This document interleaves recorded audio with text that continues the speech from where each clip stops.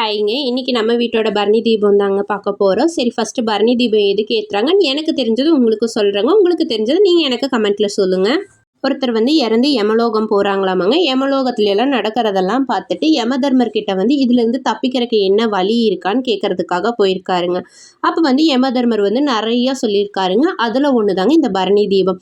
கார்த்திகை மாதத்தில் வர பரணி நட்சத்திரத்தில் தீபம் ஏற்றுனா நம்ம பண்ணினது, நம்ம முன்னோர்கள் பண்ணினது, நமக்கு அப்புறம் வரக்கூடிய ஜென்ரேஷன் பண்ணுற தப்புகளிலெல்லாம் இருந்து விடுபட்டு மேலே இருக்கிற எல்லா நலன்களையும் அடையலான்னு சொல்லியிருக்காருங்க. அதன் வழி தான் நம்ம இப்போ பரணி தீபம் கொண்டாடிட்டு இருக்கோங்க. இந்த பரணி தீபம் 5 விளக்கு 5 திசையை நோக்கி வைக்கணுங்க. இப்படி தான் இந்த பரணி தீபத்தை வைக்கணுங்க. நான் உங்ககிட்ட ஒரு சஜஷன் கேட்குறேங்க. இனிமேல் சும்மா வீடியோ போடாமல் நம்ம அப்பா அம்மா இப்படி தான் பண்ணணும்னு சொல்லியிருப்பாங்க. அதை வச்சு நம்ம பண்ணிட்டு இருப்போங்க. அதோட ஒரிஜினல் ரீசன் என்னன்னு நமக்கு தெரியாதுங்க. அதில் இருக்க சயின்டிஃபிக் ரீசனும் அவங்க எதனால் சொல்லியிருக்காங்கங்கிறதையும் நம்ம ஒவ்வொரு வீடியோலையும் பார்க்கலாமாங்க. உங்களுக்கு தெரிஞ்சதை நீங்கள் சொல்லுங்கள், எனக்கு தெரிஞ்சதை நான் சொல்கிறேன்.